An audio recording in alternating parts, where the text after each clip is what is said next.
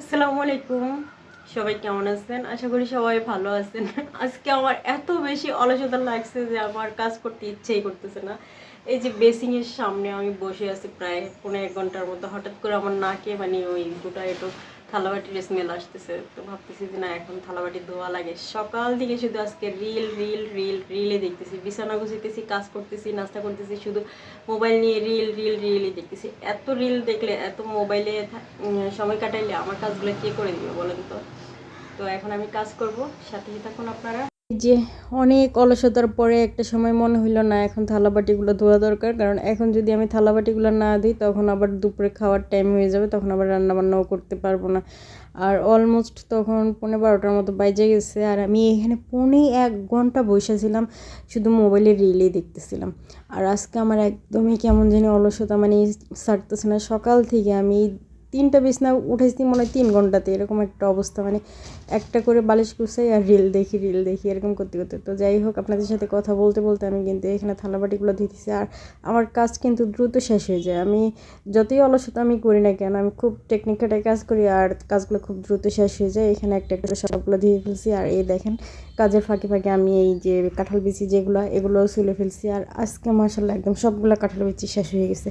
এই বছর আর আমাকে বলতে পারবো না, আমাকে আর খোটা দিতে পারবো না যে তুমি কাঁঠাল বিচি নষ্ট করো, তোমার ঘরে কাঁঠাল বিচি পচে যায়। কারণ এবার তারা একদম মনের আশা পূরণ করে একদম কাঁঠাল বিচি সবগুলো ভর্তা করেছে। আর সবচেয়ে সারপ্রাইজিং ব্যাপার হয়েছে যে সবগুলা কাঁঠাল বিচি কিন্তু তাকে দিয়ে ভর্তা করাইছি। এটা আবার কেউ মাইন্ড করিয়েন না, এলাকার ভাইরা তো যারা আছেন তারা আবার আমার জামাইয়ের প্রতি বেশি ভালোবাসা দেখান জানি, কিন্তু তারা আপনারা আবার মাইন্ড করিয়েন না। কারণ আমার হয়েছে যে কোমরে আর পিঠে ব্যথা, তো আমি পাটাপোতা দিয়ে বাটাবাটি করতে পারি না, সেই কারণেই মানে তার হেল্পটা লাগে। তো ছেলেকে দোকানে পাঠিয়ে দিছি, তো পাঠিয়ে দিয়ে তাকে বাসায় ডাকাইছি শুধুমাত্র এই যে কাঁঠাল বিচি এগুলো ভর্তা করার জন্য। এগুলো মালসার মধ্যে বাটলেও হয়ে যায়, তো সে একটু পাটাতে বেশি করে মিশি করে বাটলে হয়ে যায়। আর ওই যে দেখলেন না মাঝখানে মাছ ভাজি করতেছে, তখন তারা বলছিলাম যে মাছটা একটু ভাজি করে আজকে তুমি রান্না করো, আমার রান্না করতে ইচ্ছে করতেছে না। তো সে যেমন কথা তেমন কাজ, আমি মাছটা ম্যারিনেট করে রাখছিলাম। তো কাঁঠাল বিচি ভর্তার জন্য পেঁয়াজ ভাজছে, মানে মাছের পেঁয়াজটা পর্যন্ত সে ভাইজে ফেলছে কড়াইতে। তারপরে আবার শুকনো মরিচও ভাইজে ফেলছে ওইখানে। তো ওই তেলের মধ্যে আবার এখানে মাছগুলো ভাজি সে বসাইছে। তারপরে দেখি যে সে নাড়তে ছাড়তে পারতেছে না, মানে এগুলো ভেঙে ফেলবে। আর ঠিক মতো এক পাশে ভাজা না হইতে সে আরেক পাশে উল্টে দিতেছে।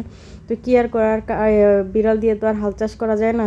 তো তাকে যেমনই বলছি ওরকম আবার আটকেলে জরিমানা হয়েছে। তো তার কাজকর্ম দেখে পরবর্তীতে নিজের এনার্জিতে ফিরে আসছি। তারপর মশলা টশলা কষাই এই যে এখন আমি কুমড়া দিয়ে মাছ রান্না করব। আর যার যেই কাজ সেই বেটার ভালো জানে। তো সে আবার আমাকে রান্না করার সময় আমাকে বলছে, তুমি কি আমাকে শেখাচ্ছ? আমি বলছি, আমি তোমাকে শেখাবো কেন? বলে যে আমি এত বড় একটা মানুষ, আমি কি রান্নাবান্না পারি না? আমি কি তাহলে পারলে আবার এরকম করে রান্নাবান্না করো কেন? এক পাশ না হইতে আরেক পাশ উল্টাই দাও। তারপরে এই খুনসুটি করে জামাইবু খুনসুটি করে রান্নাবান্না করলাম। আর সে পাশে থাকলে আমার এমনিতেই মনটা একটু ভালো থাকে। আর অলসতাটা বাড়ে আবার কমে, সেটা ডিপেন্ড অন তার মুড। তো এইখানে আবার এই যে মিষ্টি কুমড়া সিদ্ধ হয়ে গেছে, ঝোল দিয়ে দিয়েছিলাম মিষ্টি কুমড়াতে। তো পানি মনে হয় যে একটু বেশি বেশি হয়ে গেছিলো, কিন্তু ব্যাপার না, আমাদের ঘরে ঝোল চলে, আমার জামাই একাই 100 ঝোল খাওয়ার জন্য। তো তরকারি রান্না হয়ে গেছে, সবাই ভালো